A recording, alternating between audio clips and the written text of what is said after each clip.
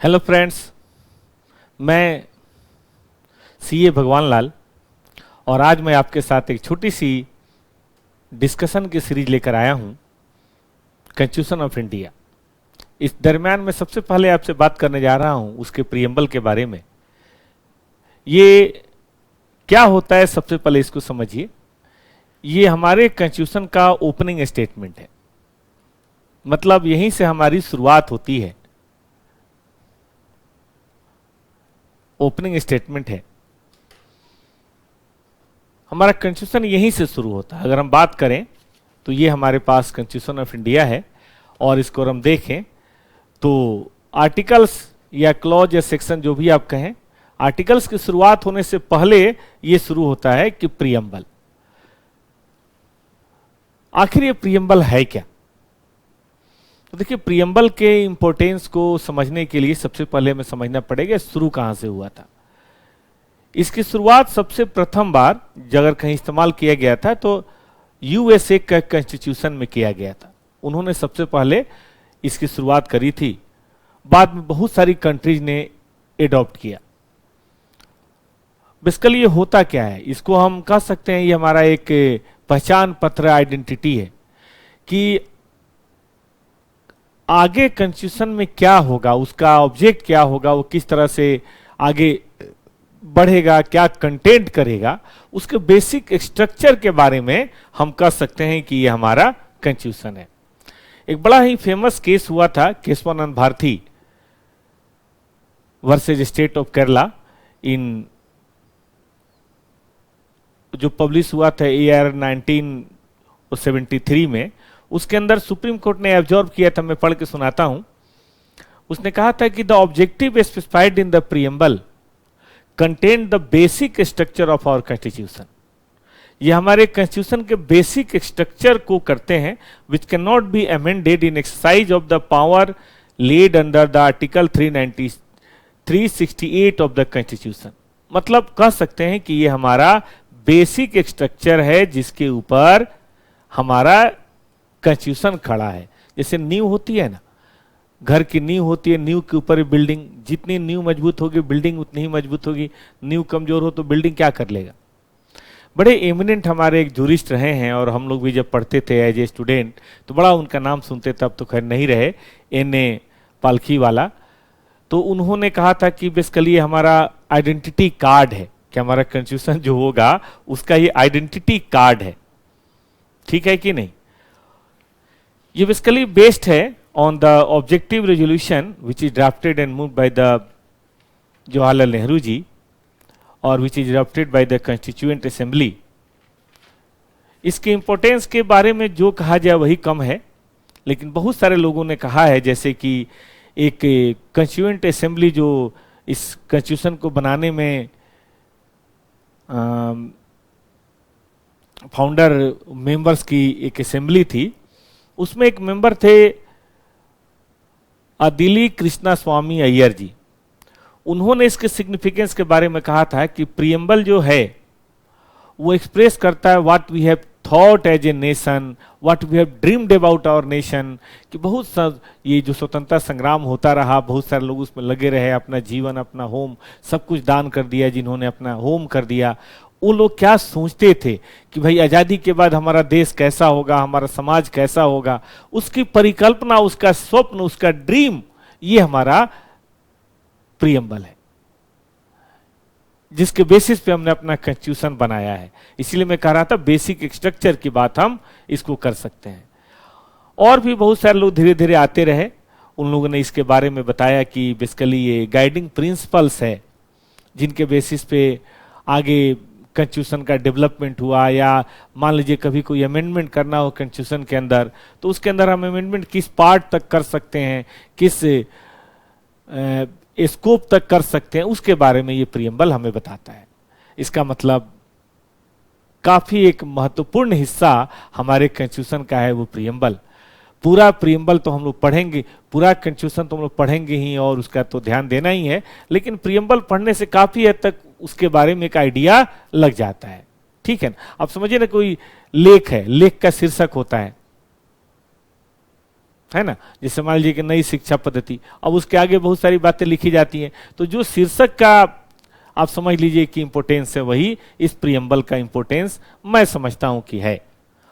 आइए जरा हम लोग प्रियम्बल पढ़ते हैं, फिर बात करेंगे। जैसा प्रियम्बल है मैंने बिल्कुल वही कॉपी किया है, अपनी तरफ से कोई चेंज नहीं किया, बस उसको मैं टुकड़ों में बांट दिया है ताकि मुझे आपको समझाने में थोड़ी आसानी होगी। ये कहता है, the people of India have solemnly resolved to constitute India into a sovereign, socialist, secular, democratic republic। ध्यान दीजिएगा, 5 तत्व आए हैं, sovereign, socialist, secular, democratic, republic. इन सब का मीनिंग हम लोग समझेंगे, थोड़ा सा हम लोग और आगे बढ़ते हैं। भाई किस बात के लिए?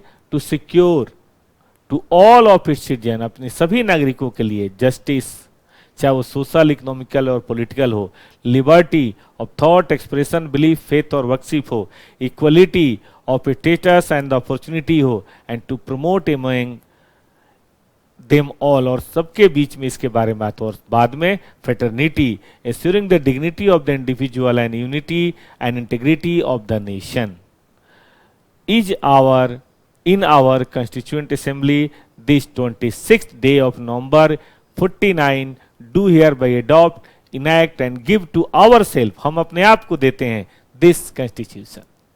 तो अगर हम इसकी बात करें तो देखो इस 4 भागों में दोस्तों बटा हुआ है। सबसे पहले तो मैं यही कहूंगा, ये part we the people of India. अब कहेंगे सर ये कौन सा पार्ट है? तो दोस्त देखिए, ये बेसिकली सोर्स है। इस कॉन्स्टिट्यूशन की पावर कहां से आई? ये इंग्लैंड के महारानी की तरफ से नहीं आई, ये किसी देश के राजा रजवाड़े की तरफ से नहीं आई, ये हम पीपल्स की तरफ से आई। ये पार्लियामेंट से नहीं आई, ये किसी भी चीज से नहीं आई, ये हम देश के लोगों की तरफ से आई। तो कोई कहे कि भाई क्या सोर्स है, what is the source, what is the authority of the constitution, तो साफ साफ लिखा है we the people of India, हम इस देश के नागरिक। तो सबसे पहली बात हम कह सकते हैं, पहला पार्ट जिसको बोलते हैं ऑथोरिटी, है ना। इसका ऑथोरिटी क्या है? सोर्स। ऑथोरिटी का सोर्स क्या है? तो पीपुल ऑफ इंडिया की बात हम करेंगे। अगर दूसरे की बात करें तो देखिए, हम इंडिया कैसा चाहते हैं, हम इंडिया को कैसा बनाना चाहते हैं, क्या होगा हमारे देश का, हमारे भारत का स्वरूप। तो देखिए, हमारे भारत के स्वरूप के बारे में 5 बातें बताई गई, झंडू का पंचारिष्ट 5 बातें। हमारा जो देश होगा सोवरेन होगा, सोशलिस्ट होगा, सेकुलर होगा, धर्मनिरपेक्ष होगा, डेमोक्रेटिक होगा और रिपब्लिक होगा। इन 5 का अपना अपना इंपॉर्टेंस, इसके बारे में बात करेंगे। तो हम कह सकते हैं हमारे प्रियम्बल के अंदर हमारा इंडिया कैसा होगा, उसके नेचर ऑफ इंडियन स्टेट की अगर हम बात करें तो ये 2 भाग, ये 5 भागों में डिवाइडेड, 5 प्रकार की खूबियों वाला हमारा देश होगा, इसके बारे में बताया गया। अब तीसरा पार्ट भी जरा देखिए, ये भी बहुत इंपॉर्टेंट है। इसमें 4 बातें बताई गई हैं थर्ड पार्ट के अंदर, कि भाई ऑब्जेक्टिव क्या है। ठीक है, हमारा इंडिया इस तरीके का होगा, लेकिन उसका ऑब्जेक्टिव क्या है, उस तरह का होने का क्या ऑब्जेक्टिव है। तो देखिए 4 खूबियां बताई गई कि हम चाहते हैं अपने सभी सिटीजन के लिए जस्टिस, हम सभी सिटीजन के लिए चाहते हैं स्वतंत्रता, लिबर्टी, हम सभी सिटीजन के लिए चाहते हैं समता, एकरूपता, बराबरी, इक्वलिटी। भाई मैं फन्ने खा हूं और तुम ऐसे हो, बिल्कुल नहीं, हम सब बराबर होंगे। और हम चाहते हैं सभी लोगों में आपसी भाईचारा, फ्रेटर्निटी। तो हम यहाँ पे 4 बातों की बात कर रहे हैं। जस्टिस, न्याय सबको होना चाहिए, लिबर्टी की बात होनी चाहिए, एकरूपता, इक्वलिटी की बात होनी चाहिए, और हम चूंकि बहुत बड़ा हमारी कंट्री है, इसमें भाईचारा, इसमें एक दूसरे से प्यार मोहब्बत की भावना, द्वेष की भावना नहीं होनी चाहिए। हम विविधता हमारे अंदर बहुत है, लेकिन विविधता में एकता कैसे पैदा होगी? ये तो भाईचारे से ही होगी, बंधुता से ही होगी, कटुता से थोड़े ना होगी। तो इन फ्रेटर्निटी की बात हमने करी, ये 4 बेसिक बातें हमारे सामने आई। और चौथी पार्ट की बात करें, वो डी पार्ट की, तो ये कब बना और किसने बनाया? देखिए कॉन्स्टिट्यूएंट असेंबली ने बनाया, और 26 नवंबर 49 को बनाया गया। मतलब बंद तो काफी समय से रहा था, लेकिन उस दिन जाके कंप्लीट हुआ, अडॉप्ट किया गया, इनेक्ट किया गया and given to our self this constitution. हालांकि ये अप्लीकेबल हुआ आगे 26 जनवरी 1950 से। इसीलिए आजकल हम लोग जो अपना जो रिपब्लिक डे मनाते हैं, गणतंत्र दिवस मनाते हैं, वो 26 जनवरी को मनाते हैं, क्योंकि वैसे तो अडॉप्ट कर लिया गया था ये 26 नवंबर को, लेकिन 26 जनवरी से जाके लागू हुआ। इसीलिए हम अपना गणतंत्र दिवस 26 जनवरी को मनाते हैं और उसको बड़े फेस्टिवल के रूप में मनाते हैं। और क्यों मनाते हैं, आप कॉन्स्टिट्यूशन की इंपॉर्टेंस को समझेंगे तो खुद ही समझ जाएंगे कि आज हम कैसे रहते हैं, हम कैसे जीते हैं, हम कैसे अपना रोजगार करते हैं, हमारी जीवन पद्धति शैली कैसे होगा, हम अपने रिलीजन्स को कैसे अडॉप्ट कर सकते हैं, नहीं कर सकते हैं, इन सब का राइट, इन सब का डायरेक्शन, इन सब का सोर्स हमें हमारा कॉन्स्टिट्यूशन देता है।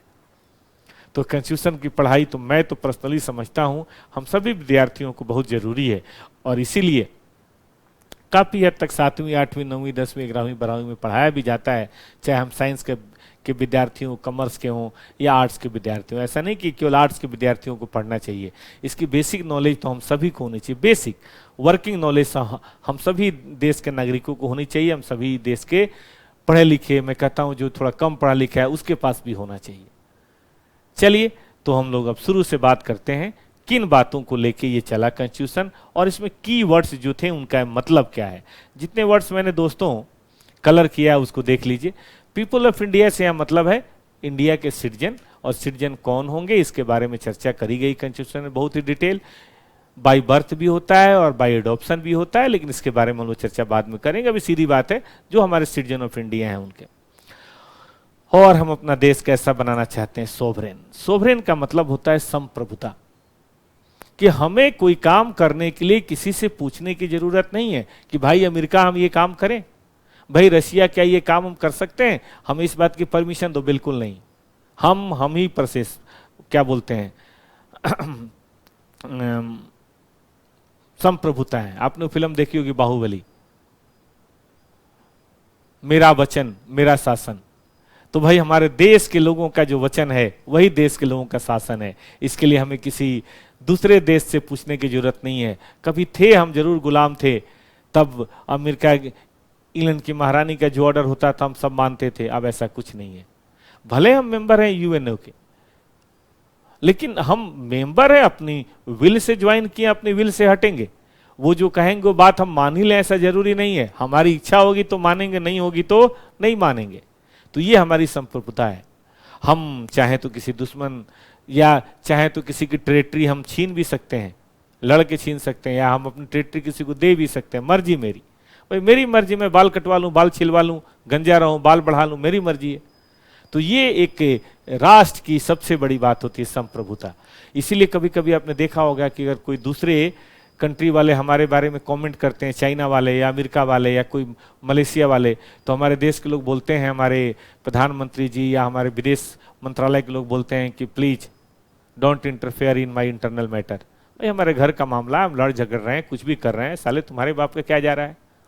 हम संप्रभुता हासिल कंट्री, हमारे मामले में हमारे फट्टे में टांग अड़ाने की जरूरत किसी को भी नहीं है।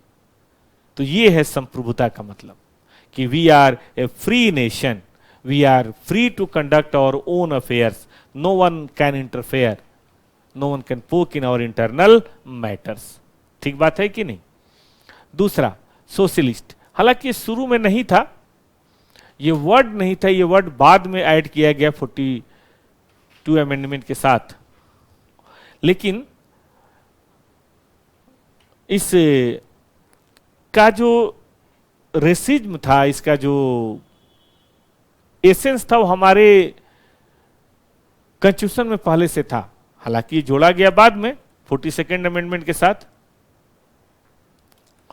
लेकिन ऐसा नहीं था ये पहले से नहीं था, ये हमारे पास काफी पहले से था, ये हमारे पास काफी पहले से था। ये अगर हम देखें तो हमारे मौलिक अधिकारों के अंदर ये था कि भाई हम गरीबों को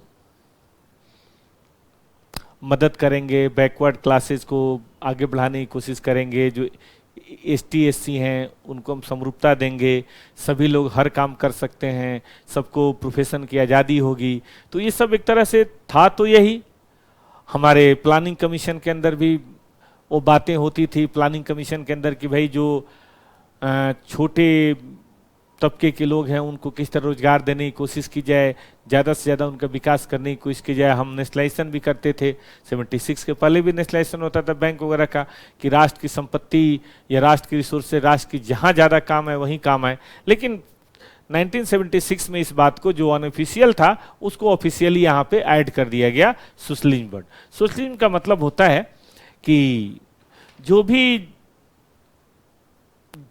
पॉलिसी जो बनेगी वो बेसिकली जनता जनार्दन के लिए बनेगी। ऐसा नहीं हुआ कि भाई किसी का बहुत ज़्यादा एक्सप्लॉइटेशन हो, कोई बहुत रीच हो जाए और कोई बहुत मतलब एकदम गया गुजरा हो, ऐसा नहीं होना चाहिए। हालांकि हमारा सोशलिज्म थोड़ा सा रशियन या चाइनीज मॉडल से अलग है।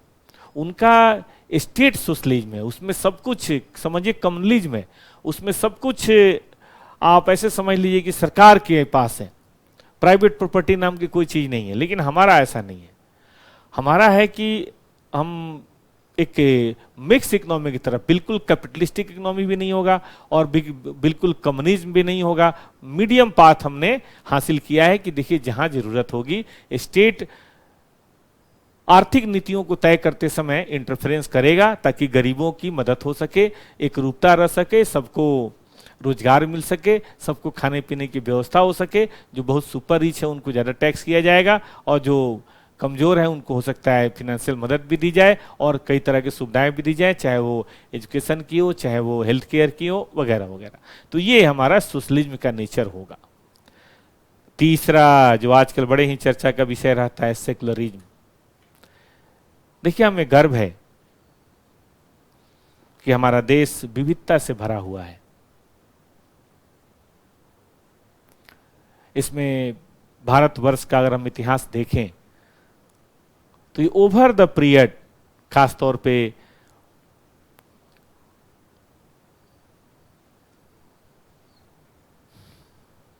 मगध वंश से अब तक अगर हम देखें तो समय समय पे कई धर्मों का प्रादुर्भाव यहाँ पे होता रहा है। हमारे यहाँ पहले से सनातन धर्म या हिंदू धर्म की परंपरा चली, बीच में बौद्ध धर्म भी काफ़ी हावी रहा, जैन धर्म भी आया, सिखिज्म भी आया, हमारे यहाँ बाहर से क्रिश्चियन भी आए और भी पारसी लोग भी आए और मुस्लिम धर्म भी आया। तो आज की तारीख में हम एक मिक्स हैं, हम एक ऐसा मिक्स हैं जिसमें हम सब लोग रहते हैं। तो इसमें ऐसा नहीं है कि अगर कुछ संख्या में ज़्यादा और कुछ संख्या में कम है तो ज़्यादा संख्या वाला छोटी संख्या पे बिल्कुल हावी हो जाए, उनके कल्चर को, उनके रिलीजन को एकदम डिस्ट्रॉय कर दे, डिस्टर्ब कर दे, ये नहीं होगा। है कुछ कंट्रीज ऐसा है जहां स्टेट एक धर्म को प्रोत्साहन देता है और बाकी सभी धर्मों को हटा देता है, जैसे कि पाकिस्तान है, बांग्लादेश है, श्रीलंका है, या सऊदी अरेबिया वगैरह के बहुत सारे कंट्रीज हैं, ऐसे लोग हैं। लेकिन हमें गर्व है कि हम ऐसे नहीं हैं, हमारे लिए सब एक है। स्टेट का अपना कोई रिलीजन नहीं है, स्टेट सबके लिए बराबर है। हर आदमी को स्वतंत्रता है, वो अपने रिलीजन को माने, अपने धार्मिक संस्कारों को, अपने धार्मिक विचारों को प्रोपेगेंडा करे, उसको आपस में फैलाए या खुद भी उसको माने जिस तरह से मानना चाहता है। कोई बाध्यता नहीं होगी, कोई इसके ऊपर बाध्यता नहीं होगी। यही हमारा एक, कह सकते हैं हमारे कॉन्स्टिट्यूशन की बहुत खूबसूरत, बहुत मधुर बात है, सेकुलरिज्म।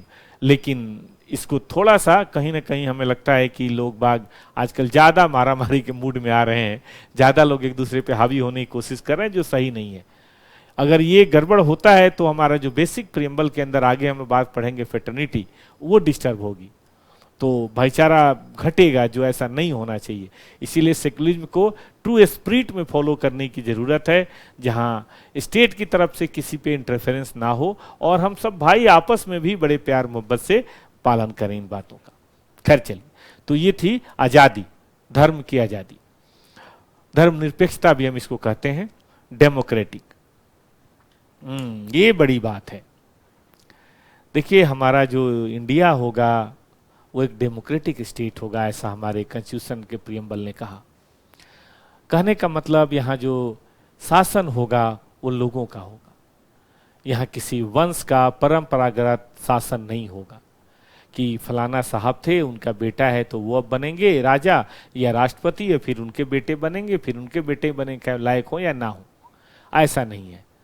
हमारे यहाँ सभी लोग किसी भी पद पे जा सकते हैं। हमारे यहाँ आप देख लीजिए, एक बहुत ही वीकर सेक्शन से एक विद्वान बाहर निकले और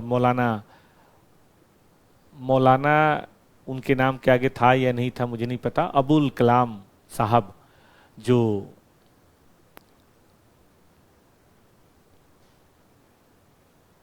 हमारे राष्ट्रपति बने और हम बड़े प्यार से उनका नाम भी लेते हैं। या हमारे वेंकट राघवन जी, या अभी हमारे जो करेंट प्रेसिडेंट साहब हैं, ये सब लोग समाज के उस तबके से आते हैं जहां कोई सोच भी नहीं सकता था कि हम कभी राष्ट्रपति बनेंगे। Chief minister, MP, MLA, IAS officer, कोई भी बन सकता है हमारे यहाँ।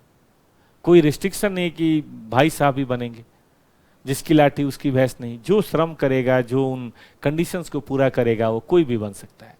तो यही है शासन। शासन वो जो व्यक्ति के द्वारा न किया जाए बल्कि समाज के द्वारा किया जाए, at will of the people. हमारे यहाँ प्रधानमंत्री हो या कोई भी हो, वो सब विल ऑफ द पीपुल पे होते हैं। उन्हें समय समय पे जनता के दरबार में जाके वोट मांगना होता है, उनके आशीर्वाद मांगना होता है, और तभी, इसीलिए प्रधानमंत्री भी अपने आप को बोलते हैं प्रधान सेवक हैं, कोई मंत्री नहीं है।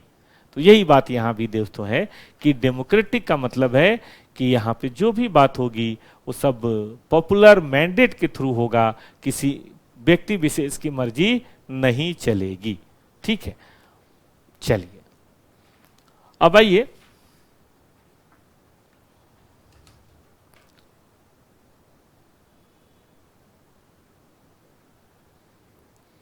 रिपब्लिक की बात करते हैं। देखिए, एक डेमोक्रेटिक पॉलिटी को दो भागों में बांटा जा सकता है, या तो मोनार्की या रिपब्लिक। मोनार्की के अंदर क्या होता है, जैसे इंग्लैंड में कि महारानी है, फिर उनका बेटा जो है वो बनेगा किंग, फिर उसका बेटा बनेगा किंग, मतलब इस तरह की हायरार्की वहां पे है। थाईलैंड के अंदर भी ऐसे हैं कि भाई जो राजा हैं फिर उनका बेटा बनेगा, फिर उनका बेटा बनेगा, तो इस तरह से वहां बना हुआ है। लेकिन हमारे यहाँ ऐसा नहीं है।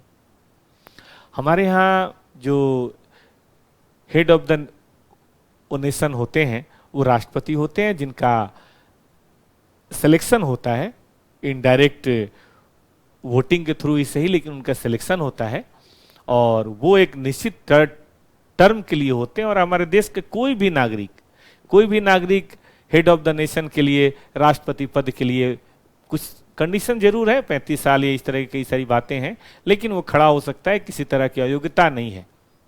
तो हमारा रिपब्लिक व्यक्तियों के द्वारा चुना हुआ है, ये किसी राजवंश की तरह नहीं है। तो इस बात में एक और अच्छी बात हो गई है।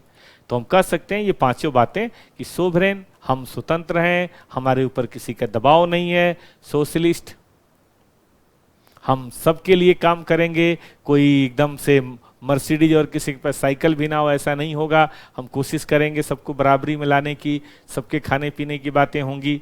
सेकुलर, धर्मनिरपेक्ष होंगे हम, हमारे यहाँ होली भी मनेगी, ग्रुप पर्व भी मनेगा, क्रिसमस भी मनेगा और ईद भी मनेगी, और उतने ही प्यार से मनेगी। राष्ट्र की तरफ से कोई बाध्यता नहीं दी जाएगी। डेमोक्रेटिक यानी कि हम सब मिल के अपनी सरकार चुनेंगे, जनता का शासन जनता के द्वारा। और रिपब्लिक, कोई भी पोस्ट या पद हम सिलेक्शन करके करेंगे, जन्म के आधार पे नहीं होगा, योग्यता के आधार पे होगा, सिलेक्शन के आधार पे होगा। छठा जो इंपॉर्टेंट टर्म मुझे दिखाई देता है वो देखिए मैंने रीड किया हुआ है, जस्टिस। ठीक है, जस्टिस का मतलब है सबको न्याय मिलेगा। किस बात का? सोशल, इकोनॉमिकल और पॉलिटिकल। देखिए, सोशल का मतलब यह है कि हम सब एक तरीके से देखें तो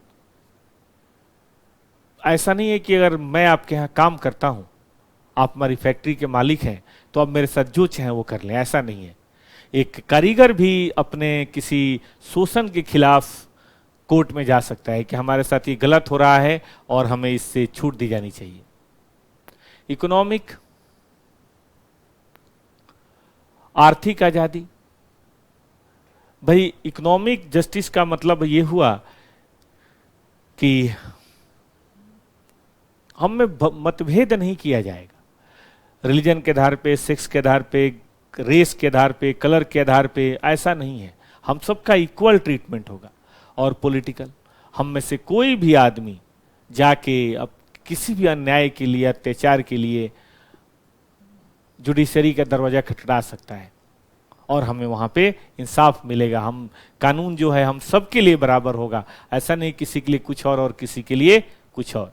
तो न्याय की बात करी गई है कि न्याय मिलेगा, हम सबको न्याय मिलेगा बगैर किसी भेदभाव के। स्वतंत्रता होगी। भाई किस बात की स्वतंत्रता होगी? स्वतंत्रता होगी बोलने की, स्वतंत्रता होगी विचारों की, एक्सप्रेशन की, किसी भी तरह का बिलीफ या फेथ रखने की। स्वतंत्रता होगी पूजा पाठ की, रिलीजन का कोई इंटरफेयर नहीं करेगा।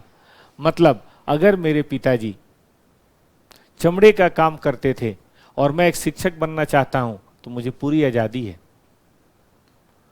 अगर मेरे पिताजी नाली साफ करने का काम करते थे लेकिन अब मैं कलेक्टर बनना चाहता हूं तो मुझे कोई रोकेगा नहीं। कलेक्टर बनने की जो शर्तें हैं, जो डिग्री है, जो पढ़ाई है, जो एग्जाम अगर मैं पास करता हूं तो मुझे कोई ये नहीं बोलेगा कि भाई आपके पिताजी तो ऐसा काम करते थे तो आप भी वही काम करेंगे।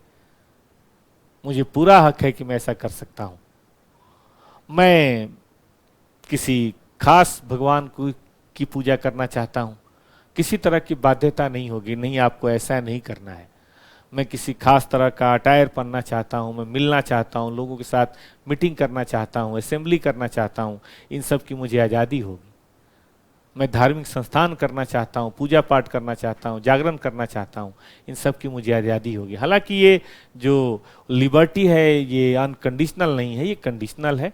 आप अपनी स्वतंत्रता के चक्कर में किसी दूसरे की स्वतंत्रता का हनन नहीं कर सकते हैं। जैसे मान लीजिए हम जागरण कर रहे हैं और रात भर हम जागरण करना चाहते हैं, जिसके चलते गली मोहल्ले में जो लोग वृद्ध हैं या जो लोग बीमार हैं उनको बहुत परेशानी होगी, या जिनका एग्जाम है बच्चों का उनको दिक्कत होगी, तो यहाँ पे रिस्ट्रिक्शन हो सकता है।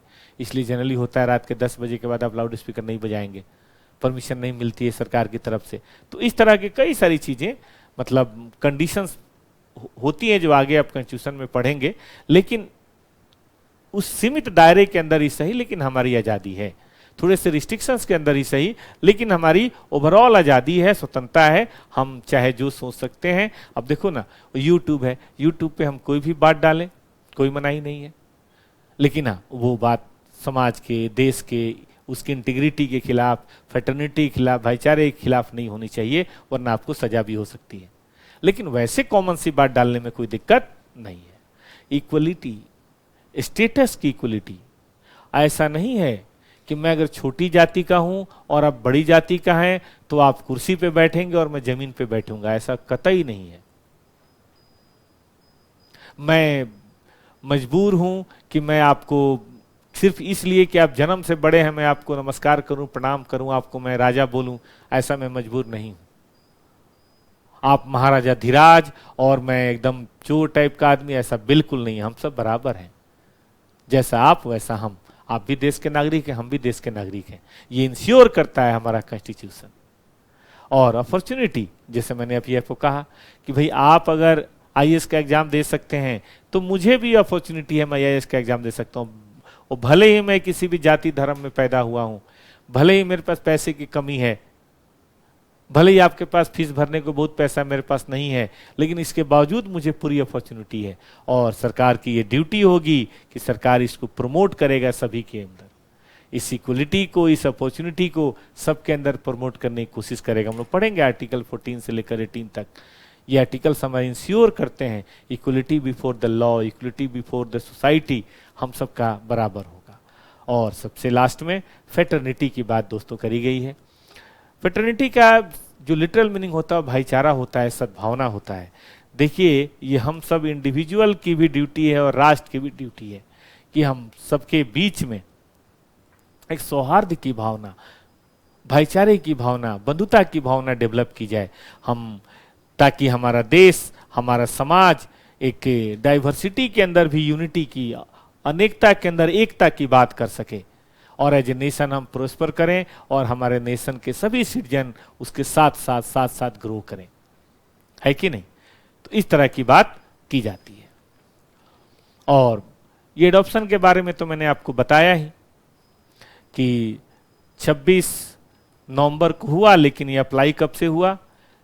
ये अप्लीकेबल जो हुआ वो हुआ 26 जनवरी 1950, और इसीलिए हमारा गणतंत्र दिवस 26 जनवरी 1950 से लगाया जाता है। अब एक बहुत इंपॉर्टेंट बात है कि ये प्रियम्बल जो है वो कॉन्स्टिट्यूशन का पार्ट है कि नहीं है, whether it is a part of constitution और नॉट, इसके बारे में एक बड़ी समस्या आती है। तो देखिए, जो प्रियम्बल है वो पार्ट ऑफ कॉन्स्टिट्यूशन है या नहीं है, इसके बारे में थोड़ा सा हमेशा से पंगा रहा है। 1960 में सुप्रीम कोर्ट का एक जजमेंट आया बेरूबरी यूनियन केस में। उसमें सुप्रीम कोर्ट ने कहा कि प्रियम्बल जनरल प्रिंसिपल्स के बारे में बात करता है, और ये मेकर्स के माइंड का एक तरह का मैप है कि मेकर्स आखिर चाहते क्या थे कॉन्स्टिट्यूशन से। इसलिए ये प्रियम्बल जो है सब कुछ होने के बावजूद भी ये पार्ट ऑफ कॉन्स्टिट्यूशन नहीं है, ऐसा उन्होंने 1960 में कहा। लेकिन एक बहुत ही बढ़िया केस हुआ केशवानंद भारती,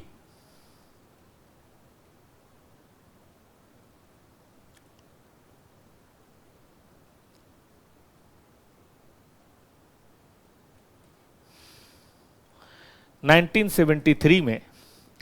इसमें सुप्रीम कोर्ट ने फिर से एक बार मैटर को रिव्यू किया, और सुप्रीम कोर्ट ने क्या पाया कि देखिए, जो ये प्रियम्बल है ये भी कॉन्स्टिट्यूएंट असेंबली में पास किया गया था, इस पे भी वोटिंग हुई थी, इस पे भी एडॉप्शन की बातें आई थी, और ये जो है वो बेसिक स्ट्रक्चर है हमारे कॉन्स्टिट्यूशन का। और ये इतना इंपॉर्टेंट है कि जिस पे सारा कॉन्स्टिट्यूशन अगर डिपेंड है। अब बताइए, कोई कहे कि नींव जो है वो बिल्डिंग का पार्ट नहीं है, हम नींव जब चाहे हटा सकते हैं, ऐसा कैसे? अरे नींव हटेगा तो बिल्डिंग गिर जाएगी भाई। तो हम कैसे कर सकते हैं कि जो नींव है, जो जमीन के अंदर धंसा हुआ है, वो बिल्डिंग का पार्ट नहीं है, हम सिर्फ रह रहे हैं ground floor, first floor, second floor, वही बिल्डिंग का पार्ट है। तो इसीलिए सुप्रीम कोर्ट ने अपना स्टैंड चेंज किया, और उन्होंने कहा कि ये प्रियम्बल जो है it is very much part of the constitution. इसको आप कॉन्स्टिट्यूशन से अलग बिल्कुल भी मान के नहीं चल सकते, ठीक है कि नहीं? क्योंकि जो मोशन हुआ था असेंबली में, इसके ऊपर भी हुआ था, सारी बातें जो कॉन्स्टिट्यूशन के बाकी वो चीजों की बात हुई थी हुआ था। और प्रियम्बल जो है बेसिकली एक कॉन्शियसनेस ऑफ ओपिनियन है सभी मेकर्स का, तुम कैसे कह सकते हैं ये पार्ट नहीं है? तो आज की तारीख में हम यही कहेंगे, it is a part of constitution. लेकिन फिर भी इसमें एक दो बातें करने की बात है कि कॉन्स्टिट्यूशन का जो प्रियम्बल है ये नॉन और जुडिशरी का पार्ट है, मतलब इसके ऊपर कोई मतलब इन्फोर्समेंट या प्रोविजन या लॉ मेकिंग की बात नहीं होती। उसके लिए जो मेन बिल्डिंग है कॉन्स्टिट्यूशन है, उसके अब जमीन के नीचे जो गड़ा वो उसमें जाके थोड़ा रहेंगे हम, वो रहेंगे तो बाहर ही, सारी वो चीजें तो बाहर ही रहेंगी। और नहीं तो ये source of power to legislature है, नहीं ये provision upon the power of legislation है, मतलब ना ही तो लेजिस्लेचर को इससे सोर्स मिलता है पावर, और ना ही ये प्रोविजन है। ये बस गाइडिंग फैक्टर है, ये वो ऑब्जेक्टिव है जिसको लेजिस्लेचर को अपना लॉ बनाते समय विचार रखना है, इससे ज्यादा कुछ नहीं है। कोई लॉ असंवैधानिक है या नहीं है, इसके लिए हम आर्टिकल्स ऑफ कॉन्स्टिट्यूशन की बात करेंगे, इसके बारे में बात है। और फिर एक कॉन्सेप्ट आता है कि क्या हम इसे थोड़ा बहुत अमेंड कर सकते हैं कि नहीं कर सकते हैं। तो देखिए, जब ये पार्ट ऑफ कॉन्स्टिट्यूशन मान लिया गया तो फिर अमेंडमेंट भी पॉसिबल है। तो इसका जवाब है कि इसका अमेंडमेंट भी हो सकता है। लेकिन सुप्रीम कोर्ट ने यह भी कहा कि है ये बेसिक स्ट्रक्चर, तो इसमें अमेंडमेंट होगा लेकिन बहुत छेड़खानी नहीं होगी। अब बिल्डिंग की नींव जो है, अब एक आध पिलर कहीं कम कर दीजिए, बढ़ा दीजिए, वो तो बात समझ में आती है, पूरा नींव ही चेंज कर देंगे तो बिल्डिंग गिर जाएगी ना। तो इसलिए ऐसा नहीं होना चाहिए। तो इसीलिए ये अमेंडेबल है, कोई दिक्कत नहीं है। और इसी जजमेंट का सहारा लेके 1976 के अंदर अमेंडमेंट किया भी गया, जिसके अंदर हमने आपसे कहा था वर्ड जोड़े गए अलग से। तो सोशलिज्म वर्ड जोड़ा गया, इंटीग्रिटी वर्ड जोड़ा गया, फर्टर्निटी के में थोड़े बहुत वो चेंजेस किए गए, लेकिन ये अमेंडेबल है, बट बेसिक स्ट्रक्चर को डिस्टर्ब नहीं होना चाहिए, ठीक है ना। तो ये हम कह सकते हैं कि हमारे प्रियम्बल की विशेष बातें हैं। अब इस पे एग्जाम में क्वेश्चन किस तरह का आ सकता है, देखिए एग्जाम में क्वेश्चन एक तो ऑब्जेक्टिव में ये आ सकता है कौन से डेट को इनेक्ट हुआ, एडॉप्ट किया गया। दूसरा आ सकता है इसमें बताइए कौन सा है जो हमारे प्रियम्बल का पार्ट नहीं है। ये 5 बातें दी गई हैं, इनमें से कोई 3 दिया होगा और एक छोड़ दिया जाएगा, या एक कोई और वर्ड दे दिया जाएगा। कोई भी 3 ये दे दे और एक और वर्ड दे दे कि भाई बताओ कौन सा नहीं है, या बहुत सारे वर्ड दिए हों और जिनमें से एक ये भी दिया हो, बोलेगा कि ये नहीं है। तो ऑब्जेक्टिव में ये सब हमें ध्यान रखना है कि we sovereign, socialist, secular, democratic republic. फिर बात की जा सकती है, आगे क्वेश्चन बन सकता है कि भाई जो हम सिक्योर करने की बात करते हैं तो जस्टिस, लिबर्टी, इक्वलिटी और फैटर्निटी, इन 4 में से कोई 3 दे देगा, बोलेगा बताओ एक कौन नहीं है, और कोई दे देगा। तो इस तरह के क्वेश्चन आ सकते हैं। जस्टिस में सोशल, इकोनॉमिक, पॉलिटिकल या कुछ और रिलीजियस, ऐसा कुछ जोड़ देकर कहेगा बताओ कौन सा इसका पार्ट नहीं है। तो कहने का मतलब हमें ये प्रियम्बल काफी हद तक, मैं ये नहीं कहूँगा एकदम लाइन बाय लाइन रटिए, लेकिन इसकी समझ हमें होनी चाहिए ऑब्जेक्टिव क्वेश्चंस को जहां तक बनाने का सवाल है, क्योंकि और भी बहुत सारे कंस्टिट्यूशन के अंदर पार्ट हैं जो बड़े इंपॉर्टेंट हैं, लेकिन मुझे लगता है उन सबके बराबर, ज्यादा ना सही तो उन सबके बराबर ये प्रियम्बल भी बेटा है। आप इसको समझिए, इसको देखिए। अब ये वीडियो मैं यहीं पे समाप्त करता हूं।